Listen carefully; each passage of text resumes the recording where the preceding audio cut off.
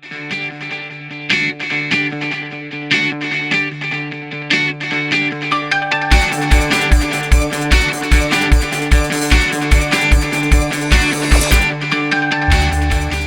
everyone. So today is going to be talking about sort of the basics of writing a lifting program part 2.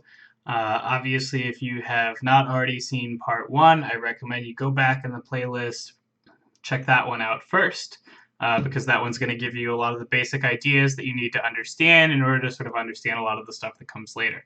Now, unfortunately, today is still not going to be getting into the nitty-gritty in terms of the numbers of things as much. But it is going to be still covering, again, a lot more of these important basic concepts that you need to understand in order to sort of design a good program. And this covers a lot of the sort of miscellaneous stuff that a lot of people are, overlooking a lot of times. Because people often, when they think about a program, all that they think about is the sets, the reps, the weight they're using. They're not thinking about a lot of other variables that are sort of going into that. So this is going to cover kind of a lot of those other variables. So to start off, the first thing to understand is that the body is, in some ways, it's a collection of muscles. So when I do a bench press, yes, what I'm doing is I'm working out the pecs, I'm working out the triceps, I'm working out, the deltoids a little bit. And that's great, and I'm training those individual muscles, but there's also the fact that that's not just those muscles individually, that is a collection of muscles working together to form, movement pattern. And so when we look at the exercises that tend to be the most useful in terms of building the most strength, building the most muscle, sort of giving you the most bang for your buck in terms of time invested in the gym and in terms of just how much, how good your results are going to be, it tends to be the stuff that is using a lot of muscles at once, coordinating them together, which is what we call a compound movement, because you're basically, again, compounding. You're working with all of those muscles at the same time. And in contrast, you can think of what we call those isolation movements. So for example, yes, in the bench press, I'm training my triceps, but I'm training a lot of other stuff at the same time. Now, I could also go back and do just a tricep extension, right? And that's just going to target that tricep.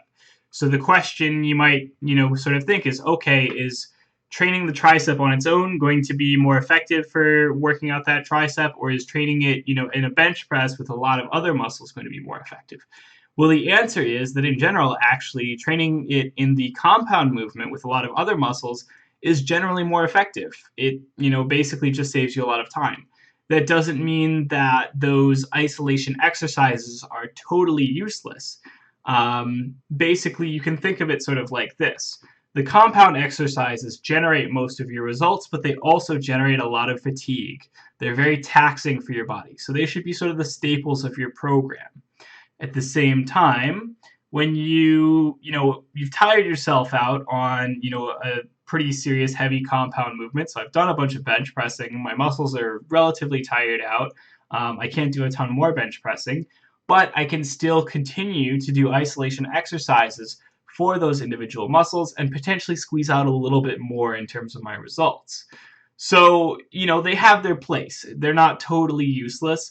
However, you should sort of understand that for most people who are not looking to sort of squeeze the 100% max best possible, sort of thing out of their workouts, you'll want to focus on those big compound movements because, again, those are going to give you the most bang for your buck. And so when it comes to trainees, lifters, clients who are, maybe not the, the most advanced in the world, I tend to minimize the amount that they're going to focus on isolation exercises because they're simply not going to do too much for you. Again, that doesn't mean they're useless. You can still add them in. They're still going to help you get a little bit further, and they're fun and exciting, and they're less taxing. So, they still have a place. They just shouldn't be the focus for a lot of people. So when we are talking about those big compound movements, they tend to follow a handful of major movement patterns, kind of like I was saying before. So for example, we have what we would call a horizontal push. That's your bench press, your push-up, anything that involves pushing, forward away from your body. Then we have what we would call a vertical press. So that's an overhead press. dumbbell, barbell, however you're loading that. Then we have pulls. So again, horizontal pull, the opposite of your horizontal push. We have a vertical pull, the opposite of your vertical push. So that's going to be basically, your rows, your lat pull downs, your pull ups, basically all of your back exercises that are going to focus on sort of the reverse side of your upper body. And then we have two major lower body patterns. So the first is what we would call knee extension. So that's basically your squats, your lunges, that sort of stuff. It's going to work out your quads a lot. It's also going to work out your what we call posterior chain, which is sort of the muscles on the backside of your body. So your low back, your glutes, your hamstrings. It's going to work those out a little bit as well, but not as much as what we call a hip hinging pattern, which is the other major lower body pattern. So the hip hinging pattern is what you're doing when you're doing deadlifts, hip thrusts, glute bridges. It's basically working out all those, those hamstrings, glutes, low back, even upper back a little bit, all those muscles that are sort of on the backside of your lower body. So that's 6 major movement patterns. In some cases, again, I said that there's a horizontal and vertical for both push and pull. In some cases, you don't really need to do both of those because, some people they don't need to have sort of the best defined shoulders or whatever, so they can skip an overhead press. Some people have issues with, one or the other, so they might have an issue bench pressing or they might have an issue overhead pressing. So you just stick to the other one, it makes more sense, either way, basically you want to have one push, one pull for upper body, and then some kind of hip hinge and some kind of knee extension. And so those 4 movement patterns, however you're covering them, obviously not everyone can train exactly the same. Not everyone can squat, deadlift, bench press, overhead press, row, and vertical lat pull down. So sometimes you might have to find variations that work better for you. Whatever the case, you should be having at least one of those lifts, in each of those major movement patterns in your program. Those should be, again, sort of the staples of your program. Again, to get into sort of the previous video a little bit, this is where that specificity comes in. When you have that specificity, you're training those specific movement patterns. Those should be sort of the staples of your training program. And it's the same thing here. This is just sort of another way of looking at it. You've got the compound movements. They're working a lot of muscle at once, and they are basically getting you the best bang for your buck in terms of your time invested in the gym. Now there are this is far from exhaustive. Obviously there's other sort of movement patterns that are incredibly useful for various things. One thing that kind of gets overlooked a lot is what we call the Olympic lifts, which is the clean and jerk and the snatch. Those are both excellent exercises that are basically going to work out your whole body all at once, which is awesome because, basically if you can focus on those and if you're good at those, then you can really sort of, not skip a lot of other stuff, but, it doesn't become as much of a problem. You're less likely to have issues with, your weaknesses being covered. That said, the clean and jerk and the snatch are incredibly complicated. They take some time to really master. I would recommend that if you're going to learn these lifts, you need to do it with a hands-on coach. So it takes some time, takes some money. It's, a little bit more complicated than just sort of going into the gym and figuring stuff out on your own. I'll admit that I have been lifting for over 12 years now, and even I am not particularly good at the Olympic lifts simply because it's never been something that I needed to train. The way I've trained, I've always been a powerlifter and a bodybuilder, and so I've just never needed to learn those lifts, and I've just focused on the stuff that I'm good at. So the reality is that I simply haven't, done that, and that's fine. So moving on to sort of another variable in training that a lot of people overlook, or maybe they have some misconceptions about or don't think about the right way, is speed. So, basically when you're completing reps at the gym, you're at the bench press, you could be doing your reps as fast as possible. You could be doing your reps as slow as possible. The question is obviously which one is going to be better for you. So sort of when I was coming up, when I was first lifting, I was frequently told at the gym by, basically trainers and, lifters and whoever I ran into that you want to go slow. Not necessarily as slow as possible, but you want sort of slow and controlled. And this sort of does feel harder, right? Because you're moving a little bit slower. That means that the time that your muscles are under tension is increased. And that just means that, if you could do a rep in 2 seconds versus doing it in 5 seconds, well, obviously the 5 second rep is going to feel a bit harder simply because it took 2.5 times as long. Now, there was this big focus, at least, when I was starting, where it was like, okay, slower is better. You want slow, you want controlled, and that sort of thing. What we have found in the research is that there's actually generally evidence in the other direction. So, they basically did this program where they let people sort of lift at whatever speed they wanted, and then they also had another group where they put them lifting as fast as they can, and the fastest you can group basically grew more, got more strength, and all that. So you might think, okay, well, that means that I've got to lift as fast as possible, just, making my reps as fast as possible. And that's, not a bad thing. Basically, when you lift faster, sort of the thing is that you're actually recruiting a little bit more muscle mass in the process. And this only works up to a certain point. When you get basically with a heavy enough weight, it's going to be slow regardless because you're basically already recruiting all the muscle mass that you have just to be able to move it. So you can't really go any faster, and you can't really, engage any more muscle mass by, consciously attempting to. Now, that said, when you're working at a weight that is, lower than that point, when you're working at a decently low weight, yes, you can make things go faster intentionally, and that's going to recruit more muscle mass, and that's going to get you better results. So in a general sense, yeah, you do kind of want to be moving stuff as fast as possible at lower weights. That said, there's an important caveat here, which is that you have to understand that you don't want to be losing control. So if I'm bench pressing so fast that I drop the bar on my chest, that's obviously not going to be a good idea in the long run. You want to be doing fast, but you want to be maintaining control. And I tell people if you can't maintain control because you're trying to go too fast and it's really throwing your form all out of whack, well, in that case, that's really not a good idea, especially if you're training for strength, where form matters a little bit more because you sort of have to get those movement patterns dialed down just perfect in order to keep increasing your strength and in order to have that strength be there and ready for you when you need it. So, as fast as you can, but take it with a grain of salt. And there are certain cases, where you really can't do things faster. So, for example, if you're trying to train your grip strength is what we call an isometric contraction, which basically means that, there's nothing really moving. You're just sort of resisting the weight and trying to prevent it from moving. And you're doing that by holding, the weight in your hands, and your fingers are basically contracting as hard as they can to make sure that the weight does not slip through your fingers. So when that happens, you can't do that faster. You can't do an isometric rep faster. You can just, hold on to the bar and that's it. So, there's certain, muscles, there's certain types of lifts where, yeah, faster is a bad idea. It's not really going to do anything, etc.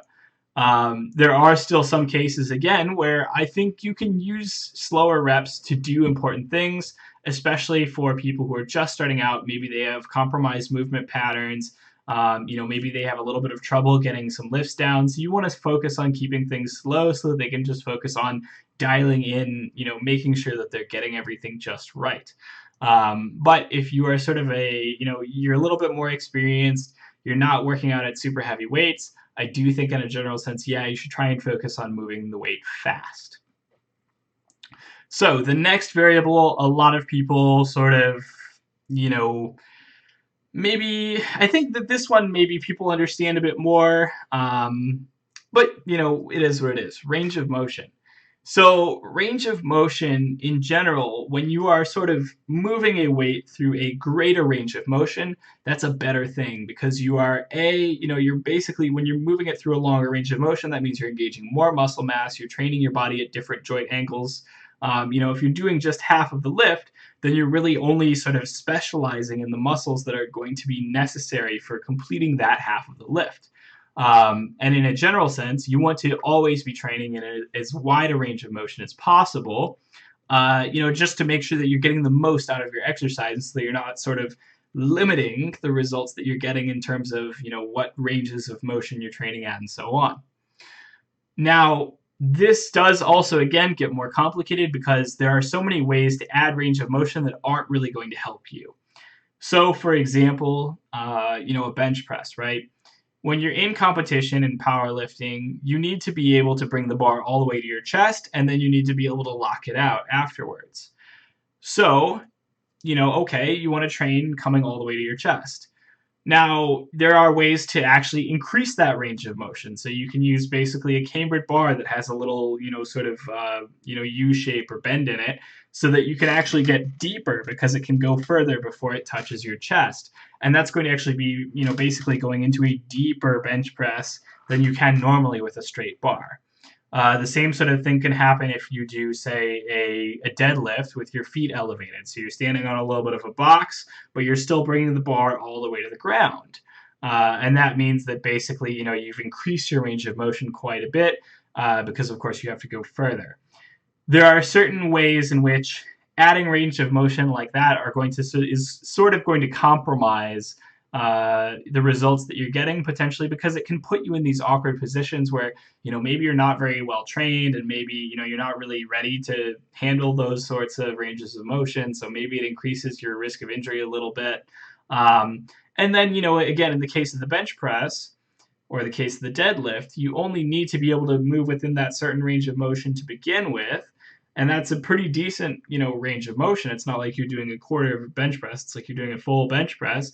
So, adding that little extra that you can get from using a cambered bar to get a little bit deeper isn't going to be necessary in that case. It's sort of the same with powerlifters and squatting. They need to be able to hit depth, but they don't need to be able to go, into the ass to grass super deep squats, the way like Olympic lifters have to.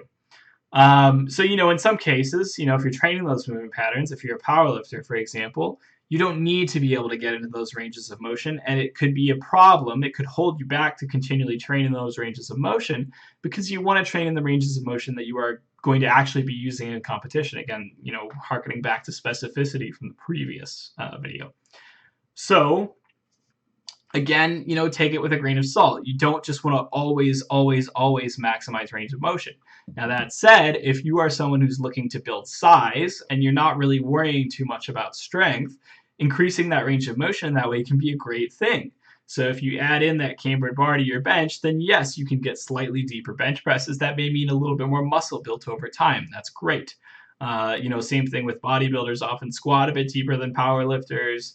That sort of thing. So there are, again, that's a variable that you can sort of mess with depending on sort of what your goals are. But in a general sense, you want to have sort of as wide a range as possible of emotion within reason. Now, there's also, basically people think, okay, well, say you're doing a bench press, you're building up to the heaviest weight you possibly can, everything's going smooth, and then you get to a point where you attempt to do a rep, and maybe, you get stuck at that weak point, maybe, an inch or two off your chest, and you just can't get any further, and then, it comes back down. And that's your fail. So, a lot of people think, okay, well, what you can do is, if that's sort of the range of motion that you're weak at, you want to do pause reps, or you want to do partial range of motion reps that are going to just target that range of motion that you're weak in so that you can focus on strengthening that weak point so that you can get stronger. And in a general sense, I believe that there is some validity to that. I also think that, it's maybe not going to be a huge result from that compared to simply just, doing some more bench pressing in a general sense.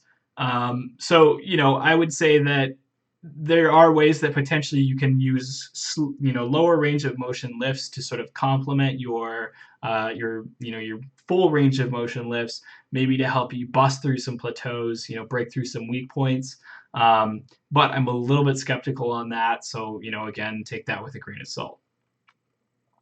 So the next topic is going to be rest periods.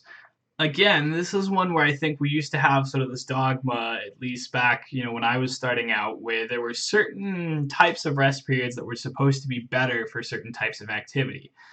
Basically, it was believed that if you were training for endurance, you wanted to take super short breaks or basically no rests at all and just focus on, getting in as many reps or, focus on getting in your cardio for as long as possible with zero rests. Um, and then, it was like, okay, well, if you're bodybuilding, you want to do rests of like up to a minute or so. And then if you're doing powerlifting and you're training for strength, you could do rests of up to several minutes or even up to 5 minutes because you need a little bit more recovery time. In a general sense, this is sort of true because when you're training, super, super heavy, it's going to take a lot of energy out of you very quickly, and you're going to need a little bit more recovery time than, probably if you're doing a lighter rep, like a lighter rep, and you're just sort of, doing a lot of reps, and you're just sort of like, okay, yeah, whatever, I can just take a short break and get right back into it, and, so on. But sort of the way the research is headed, we're starting to see evidence that basically says that more rest is always better. And when you think about it, that actually makes intuitive sense because, if you're training, would you rather have more rest or less rest? Well, you'd rather have more because theoretically then you recover a little bit more in between sets. You can do a little bit more, work in your sets. So, maybe you do 10 reps and then you take a very short rest and now you can only do 8 reps versus if you did 10 reps and then you took a longer rest and now you could do 10 reps again because you had a little bit more time to recover and so you could do a few more extra reps. So, you think about that and you go, okay, well, yeah, if I have more rest, I should be able to do more work. And if you can do more work, then you should be able to grow more and to see better strength results. So, yeah, you think about it and you go, oh, yeah, it actually does make a little bit of sense. I would say that there are probably diminishing returns to this. So, if you're going into the gym and you're taking a 10-minute long rest between each set, well, that's potentially going to cause problems because maybe you've sort of cooled down a little bit in the meantime. Maybe your body's not quite as ready to handle the next set because you had such a long break in between. It's also just going to add a ton of time to your workouts. So if you're taking a 10-minute rest in between every set, it's going to take you forever to get that workout done. And then you're just going to be like, I just spent 4 or 5 hours in the gym and, you don't like doing that. So you kind of have to balance that with, whatever's going on in the rest of your life. And you want to keep those rests short enough that your workout is, reasonable, but long enough that you're getting, enough rest in to feel good. So in a general sense, I like to say, okay, just rest as long as you feel you need to. There are some people who, okay, they'll use that as an excuse to sort of just lie around in the gym and just take, forever and just, mess around on their phone forever. But it is what it is. Like, you do need to rest in between sets. And in general, our bodies are pretty good at knowing basically how much rest we need because they're the ones doing all the work, right? So I would say, okay, don't worry about it too much. Just, let yourself get in a long rest period and just focus on those sets and hitting them hard when you are, actually working. So the next topic is basically just, all the different ways that people try to, sort of mix up their training by adding in all kinds of stuff. So, supersets, which is where you're alternating 2 exercises back and forth. The idea there is, okay, well, because you're training different muscle groups, there's a little bit more, sort of recovery that can happen in between. So you can get your sets in a bit quicker and get your workout done a bit quicker, get out of the gym a little bit quicker, which is awesome in the long run because it'll end up saving you a lot of time. There's stuff like drop sets. So you're training at a certain weight. You train for a few sets. You're getting exhausted. You drop down to a slightly lighter weight. Okay, it's a little bit more appropriate for your level of exhaustion. You hit maybe another set or two, drop some weight some more maybe. You can repeat that process as much as you like. There's stuff like rest pause training or like myo reps, where basically the idea is, okay, maybe I could do 10 reps with this weight if I went all out, but I'm going to do 4 reps, then I'm going to take a few breaths, and then I'm going to do 4 more reps and take a few breaths, and to do 4 more reps and take a few breaths and kind of keep doing that until I'm really, really exhausted. There's stuff like burnout sets where you're just really like, okay, you're just going to hit as many reps as you possibly can. And then, okay, you're going to get too exhausted to do another rep. So maybe you're going to have a spotter who's going to help you with a few more reps after you're done to sort of train past failure. Basically, people have invented all these different ways to sort of get in, more reps or to make their workouts harder. And those methods can all work. There's nothing wrong with those methods. Um, the problem that I have with these sorts of things is that they tend to make things unnecessarily complicated. There's some cases where it's like, a superset. Okay, well, if you're pairing two, very difficult exercises in a superset, like a deadlift and a bench press, well, that's going to cause some problems because the deadlift is not just going to exhaust the muscles that are used in it, it's going to exhaust your whole system because you're burning a lot of energy. So then you're going to try and bench press, and the bench press is again another lift that uses a lot of energy, uses a lot of muscles at once, and so that's another exhausting exercise. Pairing those two exhausting exercises like that is going to cause problems. So there's things like, okay, well, supersets work really well if you're doing sort of smaller isolation exercises. If I'm doing arms, I love to do supersets, do some biceps and triceps back and forth. But it adds that layer of complication, right? Where I have to know how to do supersets just right in order to sort of get the most out of it. The same thing is really applicable to any sort of variation on, these, standard boring lifting. Anytime that you're switching stuff up and doing new stuff, doing your drop sets, doing your rest pause sets, burnout sets, whatever, it does sort of, maybe it adds a little bit more stimulus, maybe it adds a little bit more growth, but it also adds more challenge in terms of balancing that around, okay, does it fit into the rest of your workout? Does it not, mess with the other variables going on here? Can you still recover from it in time for your next workout? So, that's one of those things where, yes, those methods are all useful. They're not bad, but I would not recommend them for beginners. I would not recommend them as sort of like the staples that you design your programs around. Like lovely enough, like, our basic, boring, bland lifting where you're just hitting a few sets of a few reps that are challenging is generally effective for a lot of people and is way simpler and less complicated than dealing with all that stuff. So I'm not hating on you if those are like your favorite methods or something that you've learned that you think is really cool or whatever. But I say that's not stuff to worry about in a general sense when you're just writing a basic lifting program for yourself or when you're just sort of trying to figure out a good way to write a program that's going to work well for you. So the last topic that I want to cover in this episode that I think maybe is a little bit controversial is training to failure. So, training to failure, the idea is that, say if I'm using a weight that I could only get 10 reps with, I'm going to train all the way to 10 reps. And I'm going to even maybe go to that point where I totally fail a rep and then I have to have a spotter who's going to, pull the weight off of me and, save me so I don't hurt myself.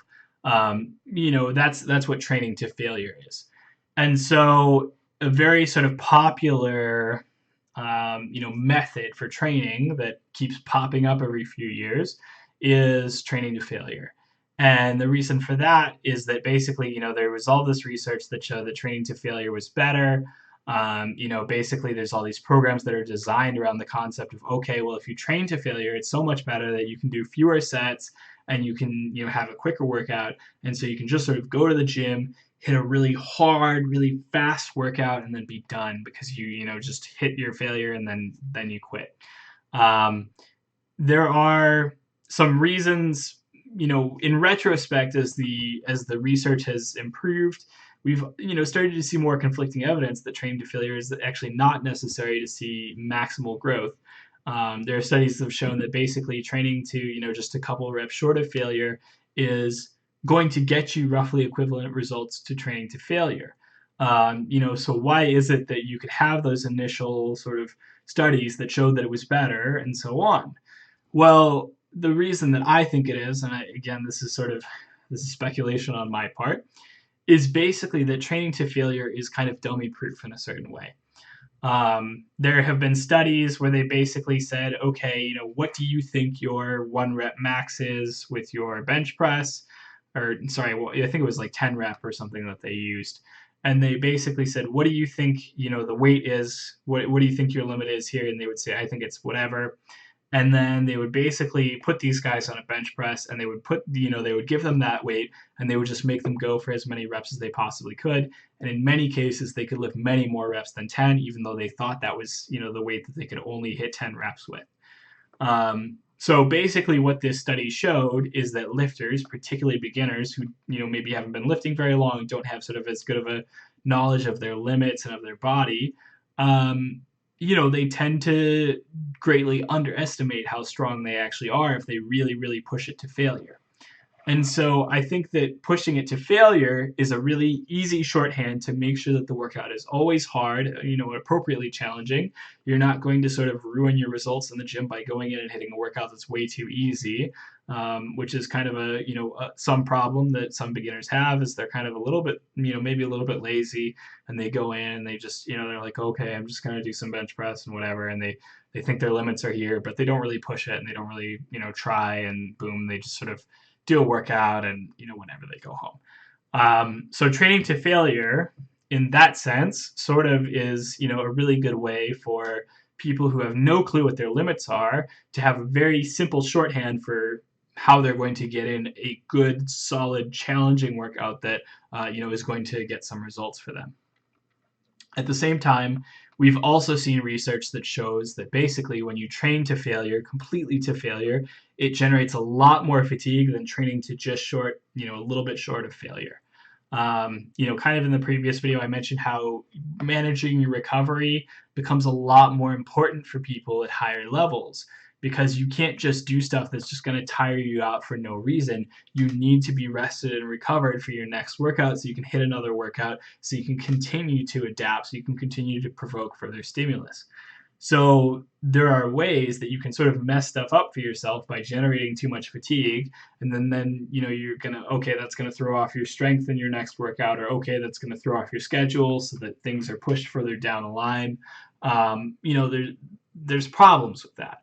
And so in a general sense, when you get more advanced, I think it makes a lot more sense not to train to failure and to train to just a little bit short of failure, especially when you know your limits and okay, I can hit a couple reps short of failure. I'm still going to get the same results. I'm going to save myself a lot of fatigue.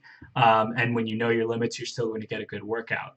But beginners, okay, training to failure can make sense. It can be a solid way to make sure that you're, getting a little bit more stimulus in.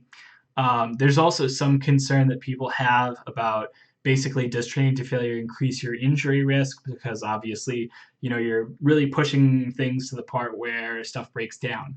If you're doing a bench press and your form looks really good for the first, 9 reps, and then you get to that 10th rep, it's going to be real gross. And you're like, when you get that bench press up, you're sort of pushing your body through maybe, ranges of movement that it's not quite as ready for. And it's already exhausted. Your muscles are already, sort of burnt out a bit. So when you're doing that training that's like at or past failure, there is, potentially maybe a little bit more injury risk because your body's just not it's not really used to training within that sort of range within that stimulus. I don't think that again, I wouldn't say that I'm like super well read up on this specific topic, so I wouldn't say one way or another. I don't think it would be a huge deal. I used to train to failure all the time when I was a beginner because, again, it's this popular thing that comes around every now and then, and, it happens.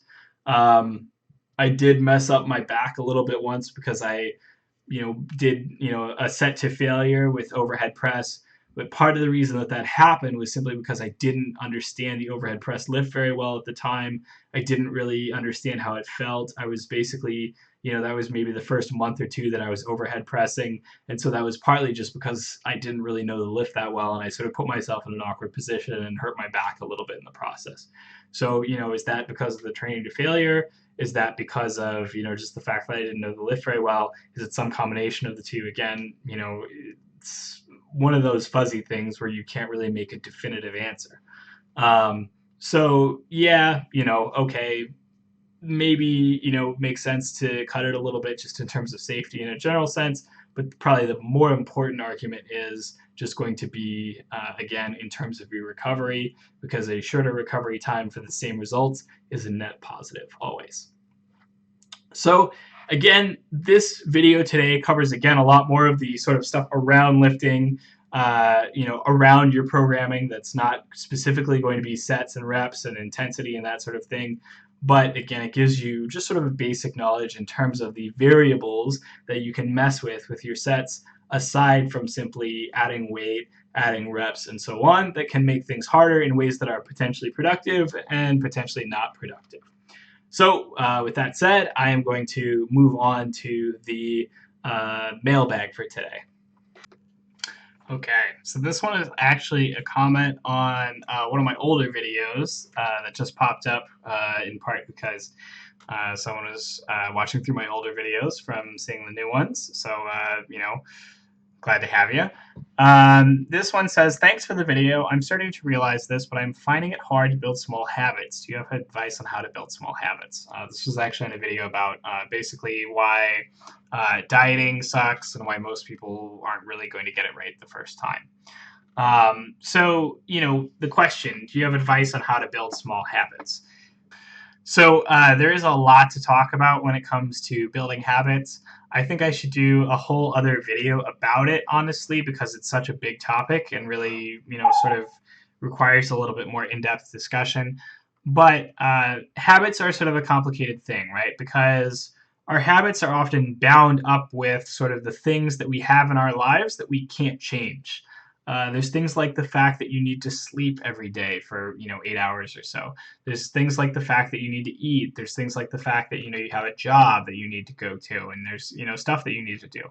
And so in many cases, our habits sort of coalesce or form around the big things that we can't change.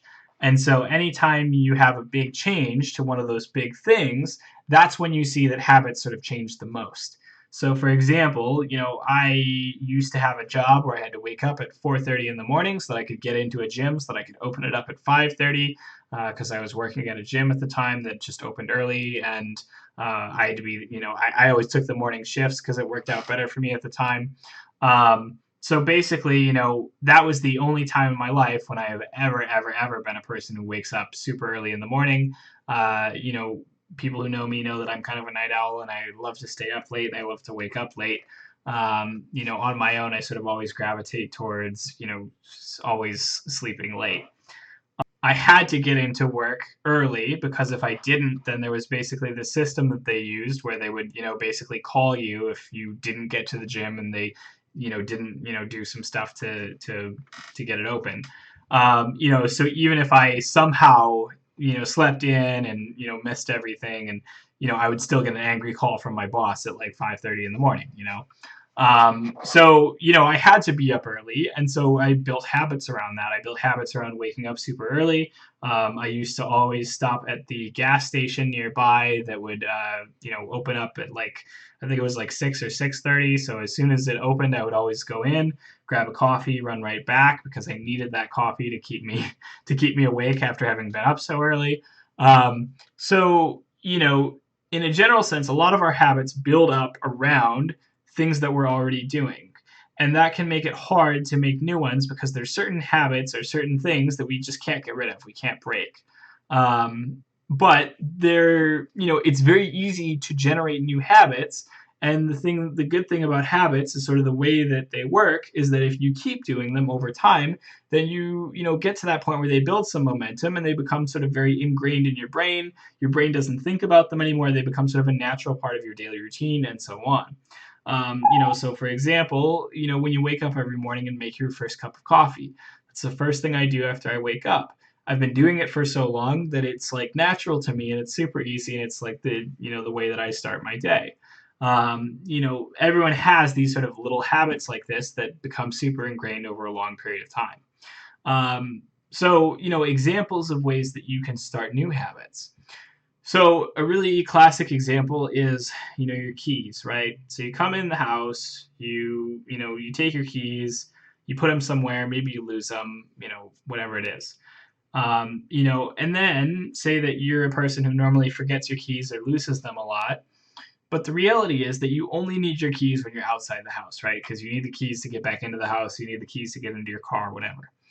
So if you set, a space specifically for the keys where you're always going to put the keys and you sort of reinforce that with some sort of system or ritual, then you're always going to do that over time. So the example I like to use is, okay, you've got a table right next to your door. You put a little bowl on that table. You know that that's where your keys go in that bowl. You put the keys in the bowl once. You remember every single time where are the keys. They're in the bowl because that's the only place that you put your keys.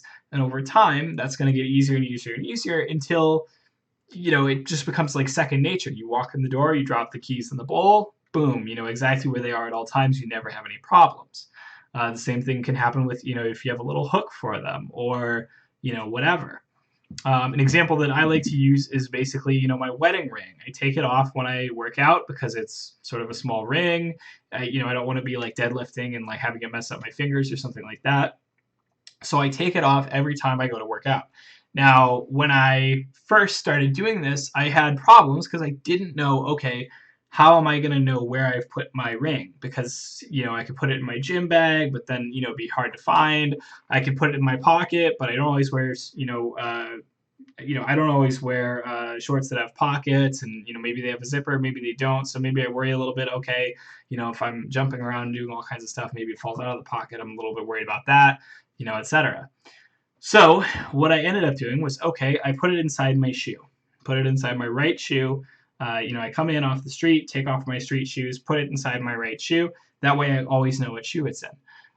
The problem that I had with that was, while it was good because I always knew where it was also bad because very often I would, finish my workout, I would come back, I wouldn't think about it, because it was like, okay, I've just been working out without my ring on. And so I would put my foot in my shoe, and because it's a relatively small ring, I wouldn't realize like, oh wait, I forgot to put my ring back on until maybe I'm like down the street and I feel it in my shoe, or maybe I'm like, oh crap, where's my ring? I hope that I left it in my shoe and it didn't fall out somewhere or something like that. So what I did that solved this problem entirely was that I just also put my keys in that shoe when I was at the gym, because that way there was no possibility that I'm going to put my foot in there and not know that the keys and the ring are in there, because the keys are a much bigger thing, and obviously I can't fit my foot into my shoe without the keys there. So because I did that, suddenly now I have the situation where I always know exactly where to put my ring. I always put it there. I never forget it afterwards because I've got this other thing that gives me feedback or tells me if I'm doing things wrong. So sort of the way that I like to think of building habits is that you focus on A, you need to have some kind of act that you need to do. B, you need to have some kind of system that reinforces it. So, if you just say, oh, I'm going to wake up tomorrow at a different time and I'm going to do this thing. Well, if you don't have anything to reinforce that, if you don't have any sort of system in place that's going to ensure that you don't go off track, then you're not going to, have that habit. Basically, for example, personal trainers and coaches work really well in terms of helping people build a fitness habit, because they give you that feedback in terms of, okay, I know that if I don't go to my workout with my trainer this week, that I'm still going to owe them money, and that's a problem for me. So it gives you that sort of incentive to continue to work out, because at a bare minimum, you need to, sort of live up to this contract that you've made with your trainer. So it can really help to sort of hire people to do things for you if you have the money. It can help to set, reminders and timers on your phone when you need to do things. It can help to, put little, sort of stimuli in place, like I said, like the bowl for your keys, or like the keys in my shoe for my ring, so that you have these sort of little bits of feedback where you remember, okay, if I mess this up, something's going to tell me that I did wrong immediately, so that I know, okay, I need to, fix that and, redo the habit, and that helps you stay on track. And then again, over time, it's just about repeating that until your brain finds it natural, which takes some time, but it does work really well once you're, a little bit further down the line. I think that the reason a lot of people fail to build new habits is basically just that they don't have a plan. They sort of think, okay, I'm just going to willpower through this. And it's really not about willpower, which is a common misconception. It's about setting yourself up to succeed. It's about creating the right scenario so that when stuff goes wrong, you have this natural tendency to pull yourself back into it, because you've already created a sort of a way to ensure that if you go off track, you know, and you know to go back on track. And that's complicated, right? Like it takes some thought sometimes. It's a bit difficult. It requires maybe thinking reflexively about your life in a way that you haven't done so before, and admitting, some places where, okay, I was just hoping that this would happen, but if I put a system in place that I make sure that it happens every time, then it's not going to be a problem. I'm going to remember it much more easily. Yeah, so that's really just my, sort of overview thoughts on habits. Again, I should probably do a full video talking about it separately on its own, but that's sort of the surface level how it works for this week. As always, like, comment, share, help out the YouTube algorithm, help other people see this video, and as always, let me know what you want to see covered in a future video as well, and I can answer your questions. All right, have a good week, and I will see you all next time.